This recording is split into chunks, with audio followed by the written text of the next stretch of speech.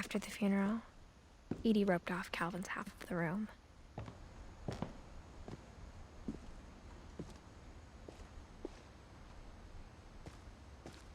Mom said Grandpa Sam enlisted at 18 and never set foot in the room again.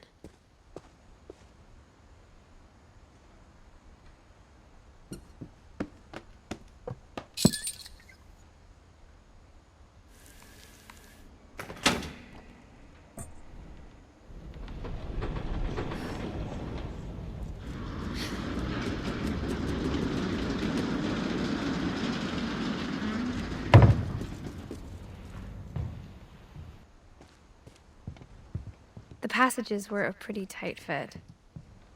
They'd obviously been built for smaller hands and bellies.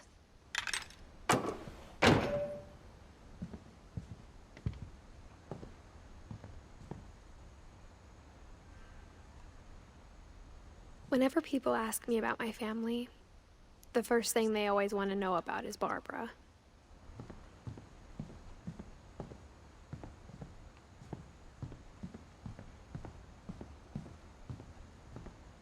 Edie's father, Odin, built the original house.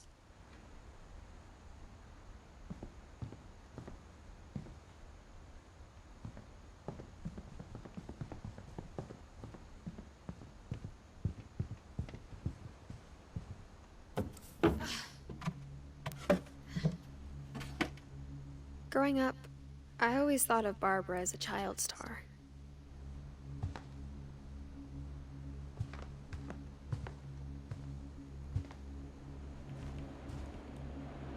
I never thought about how hard it must have been for her afterwards.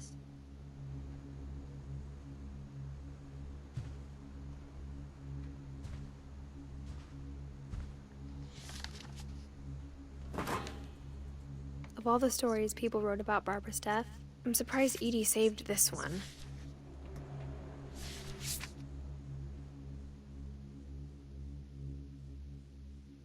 Old Jack here with another ghastly tale inspired by America's most unfortunate family.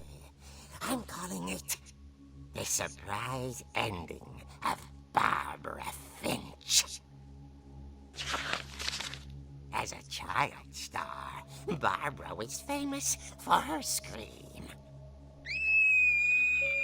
Now at 16, she was all washed up. A has-been.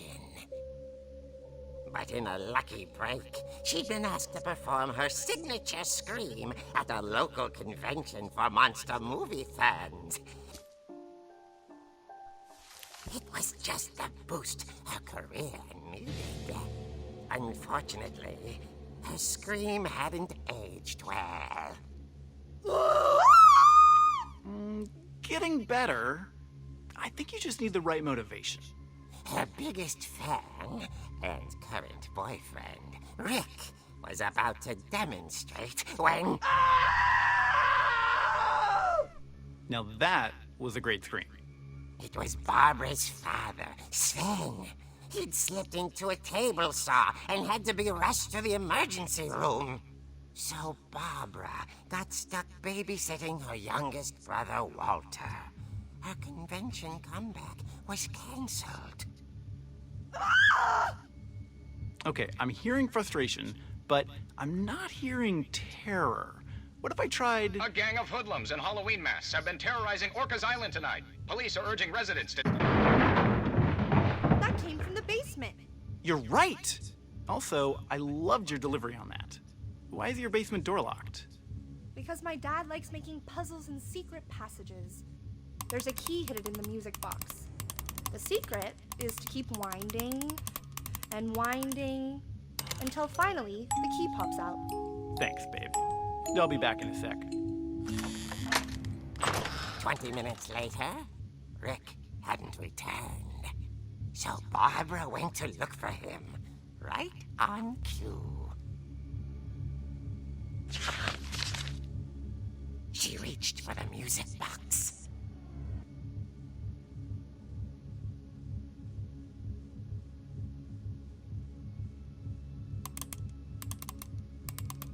And as she wound the key, she listened for Rick, but the house was silent.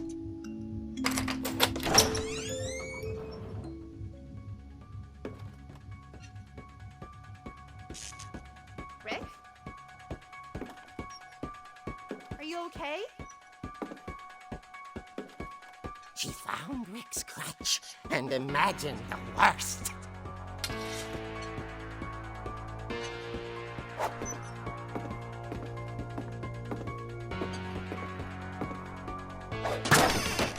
The gang's leader is the infamous Hookman killer, Dr. Carl Hamill, who impaled and then ate his family 10 years ago tonight.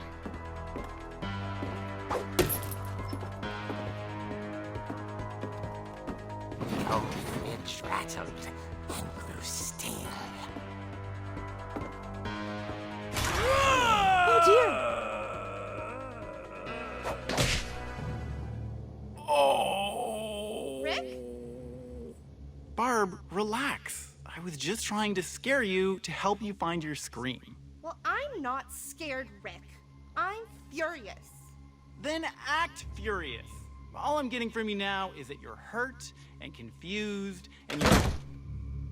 She threw him out, but she kept a little something to remember him by. Barb, have you seen my other crutch? And she was still holding it when she fell asleep watching the late picture show. Hours later... Barbara! Walter, what's going on up there? Ah! Okay, I'm coming up, but if this is a trick, you're dead, Walter.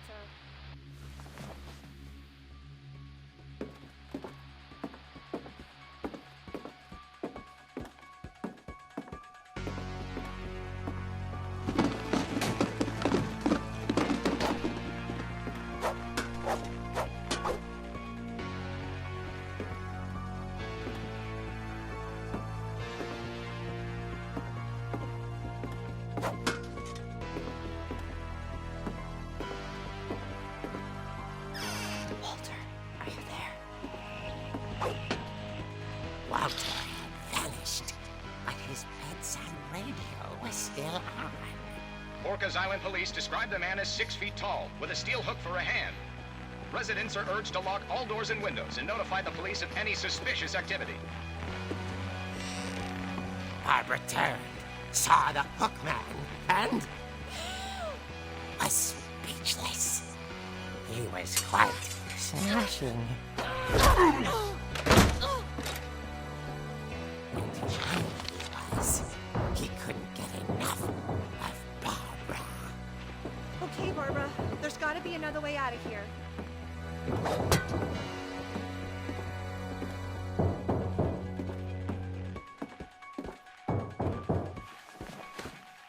That night, she played her part beautifully.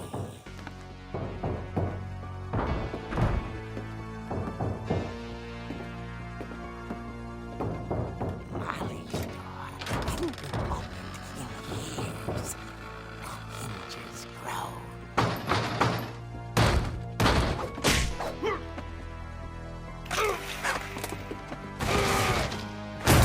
He wasn't moving, but she sensed the story might not be over yet.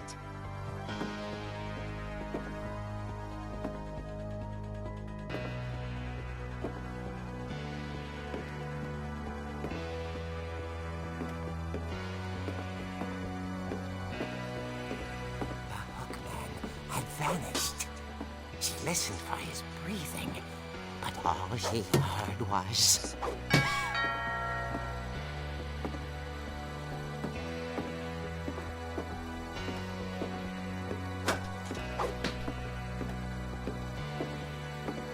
Someone at the door was dying to speak to young Barbara. At the door, she heard whispering. It was coming from inside the house.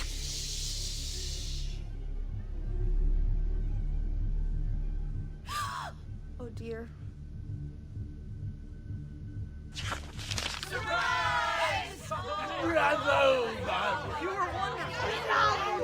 The monsters had come to surprise her. For Barbara, it was a dream come true. Then she saw what kind of monsters they were, and she realized what was about to happen. She was going to be Barbara Finch gave the performance of her life.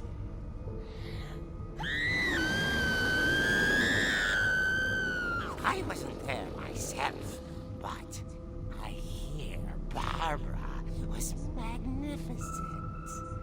Poor girl. She had a taste for stardom. But unfortunately, so did her fans. Of course, the police blamed it all on poor Rick, who disappeared the same night. And little Walter? Hiding under his bed the whole time. He took it all pretty hard, but that's another story.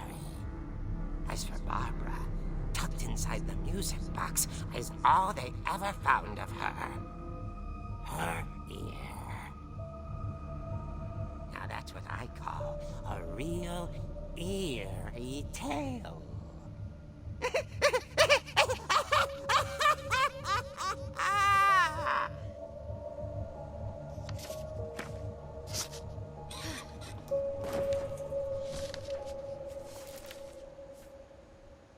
Edie told me all Barbara wanted was to be remembered, as absurd as that comic was.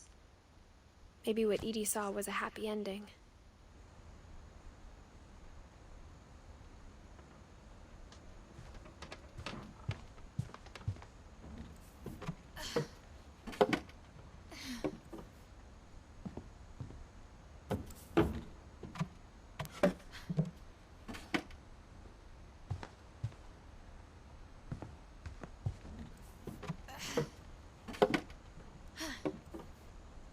I guess now I know why Mom didn't like me playing with the music box.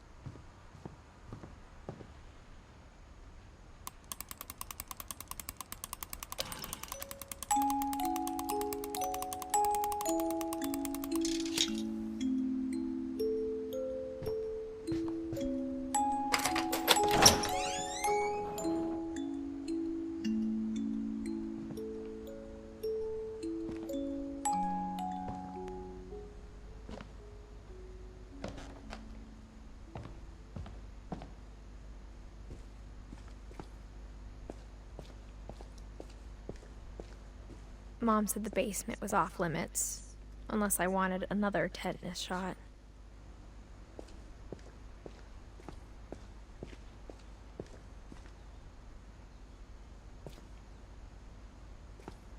I saw Edie sneak down to the basement once, carrying packages. I thought maybe she was hiding presents.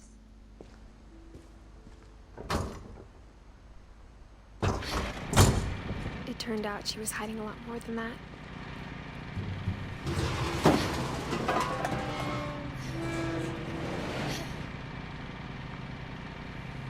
I remember asking Mom once about where Walter had gone. She said after Barbara died, he got as far away as he could. If there's a pattern in all these stories, I think it's that none of us has gotten very far.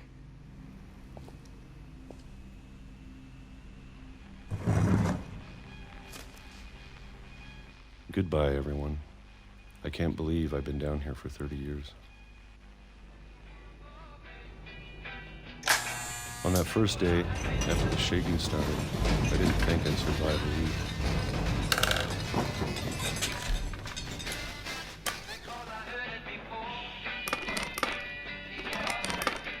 But after a few days, I settled into a routine.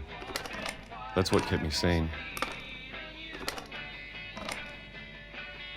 Having a schedule, living for today. I always expected to be dead tomorrow. But if you wait long enough, you get used to anything.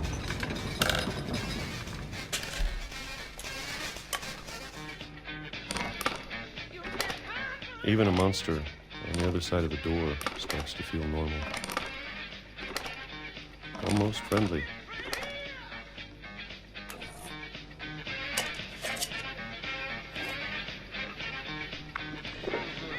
And then one day, everything just stopped.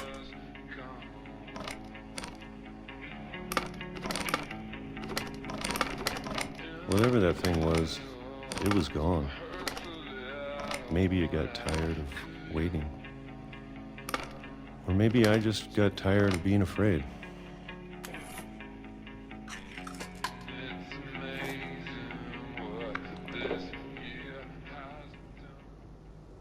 It's been a week now, the longest in 30 years. I'm done waiting. I have to leave while I still can.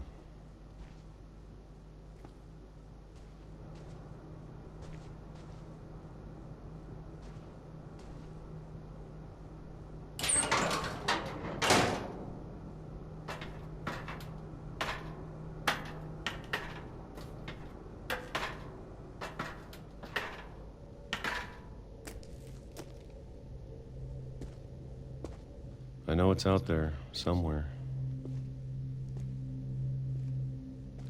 Whatever killed Barbara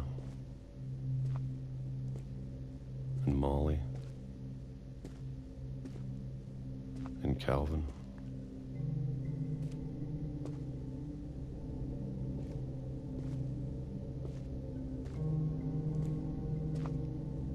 Maybe this is all a mistake. But I need to stop living the same day, even if it kills me.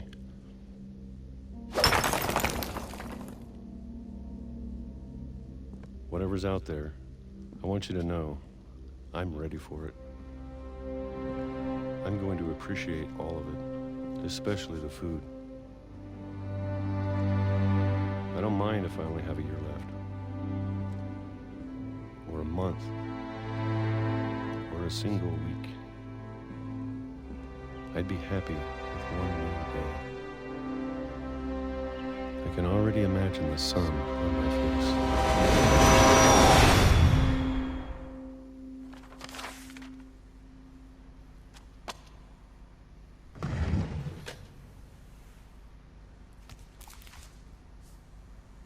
Walter died when I was 6. I can't believe my mom never told me he was down here. I'm sure my mom was trying to protect me.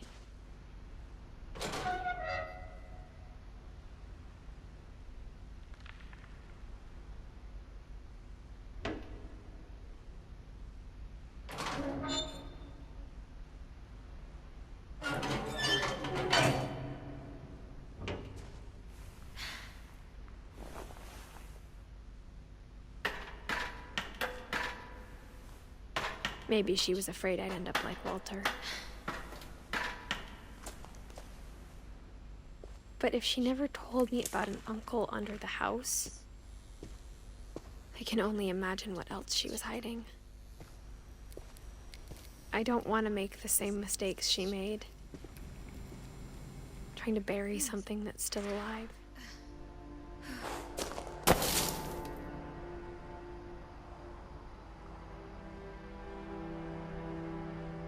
Now that there's only one of us left, or maybe 2, I thought it was time I heard the stories for myself and found out what happened to everyone else. But now I'm worried the stories themselves might be the problem. Maybe we believed so much in a family curse, we made it real.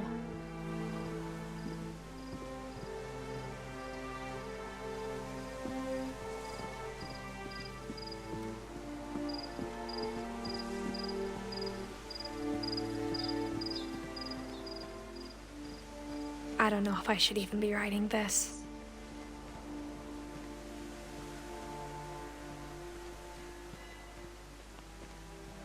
Maybe it'd be better if all this just died with me.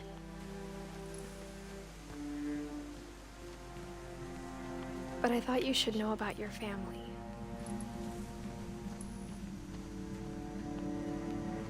And the history you're a part of.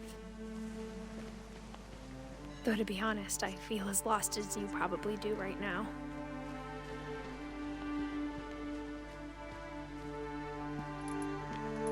I think the people in these stories believed them, for what that's worth.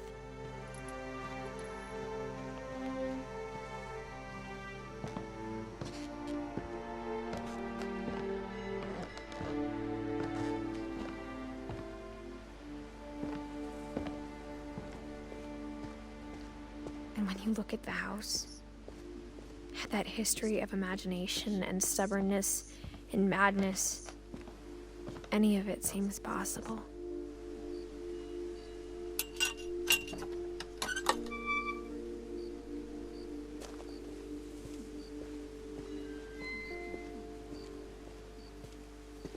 I think we've been surrounded by death for so long, we've just gotten used to it. What kind of family finishes building a cemetery before starting the house?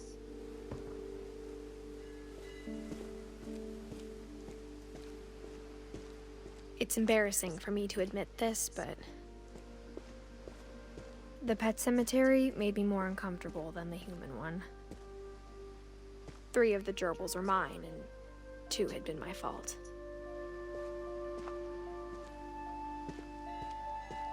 Sven built the house, but it was Edie who designed the cemetery.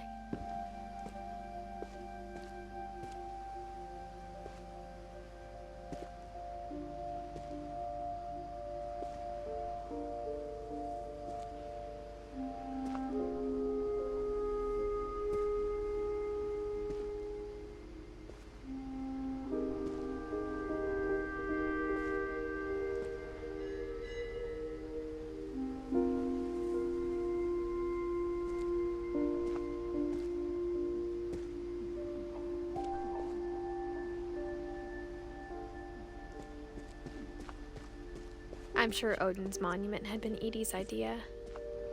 My mom was always trying to move on, but for Edie, the past never went away.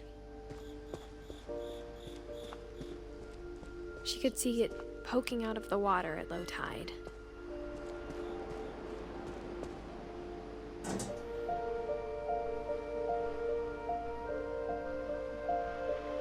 Edie said she dreamed about the old house every night.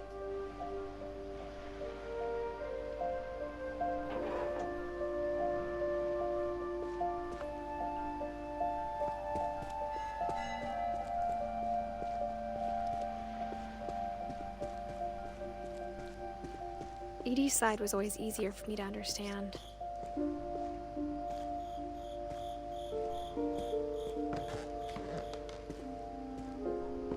But the older I get, the more I can see where my mom was coming from. She lost 2 of her brothers, just like I did. I get why she tried so hard to protect us.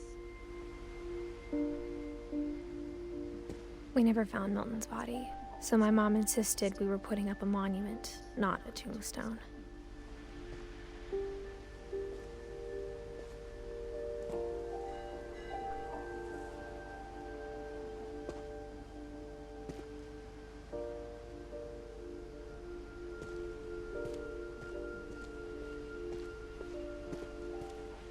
There's so many things I wish I could ask my mom now. Part of me thinks this is what she wanted all along. For me to come back someday and find everything out for myself.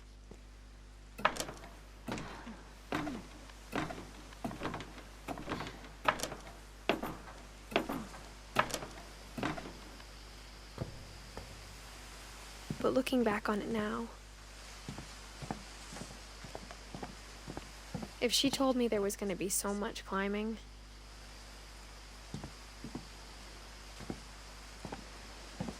I never would have come when I was 22 weeks pregnant.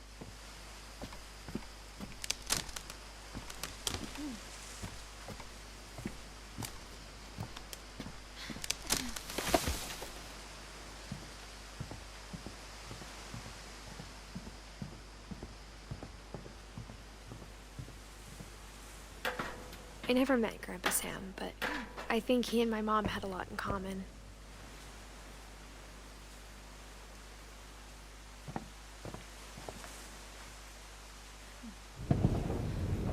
They were both pretty intense.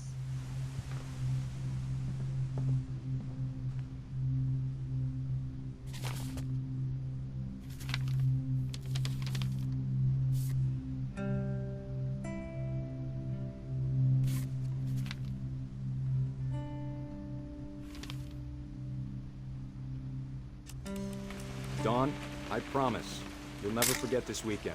Yes, sir. These memories are gonna last a lifetime.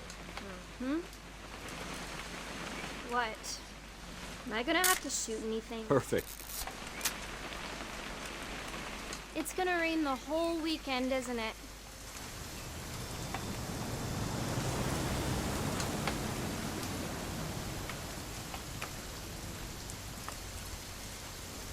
I will never forget this weekend, Dad. That's the spirit. Okay, got it. I'm gonna take some pictures, okay? Just be careful. That camera's older than you are.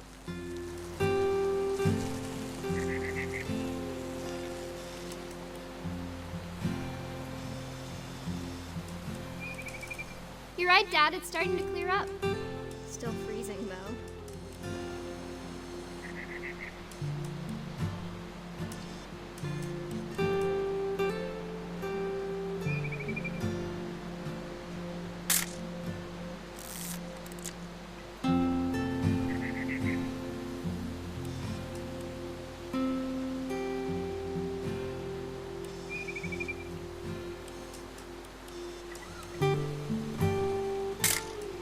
Aw.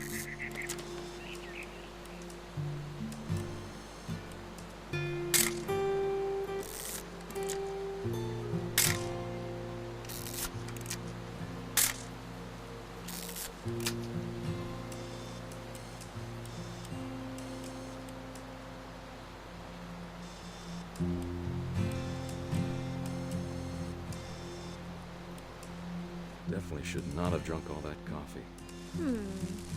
Hold still on. Hey! That's a keeper. I'm just saying, I'm not always gonna be here, Dawn. You'll need to remember this stuff, if you want to survive. I'll be fine, Dad. You know who else thought he was gonna be fine? Some guy who died. Dawn, I'm being serious. I know, Dad. You're always serious. Doesn't being out here make you want to chill out? Well, to tell you the truth, I haven't been out here in 20 years.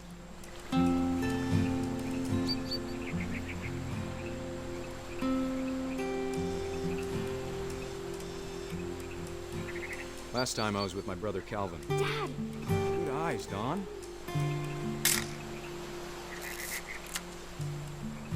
Before you take the shot, let me get a picture of you.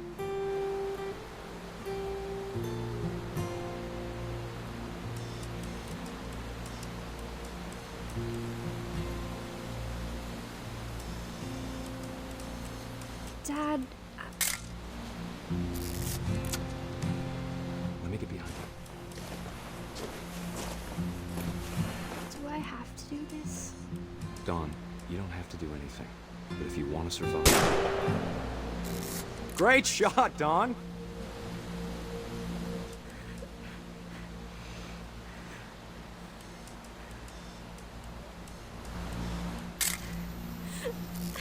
I'm proud of you, Dawn. Always remember that, okay?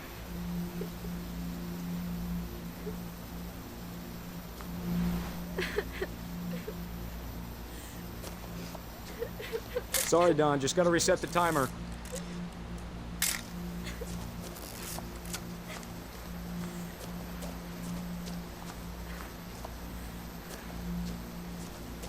Dad, it's twitching. I think That's it's totally normal, Dawn. Just focus on the camera. Try not to think about... Dad!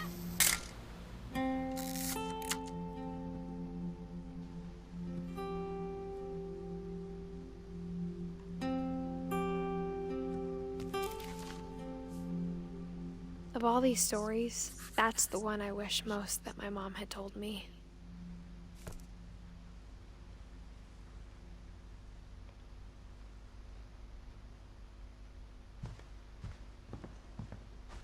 Instead of hiding from death, Sam seemed to go out of his way to meet it.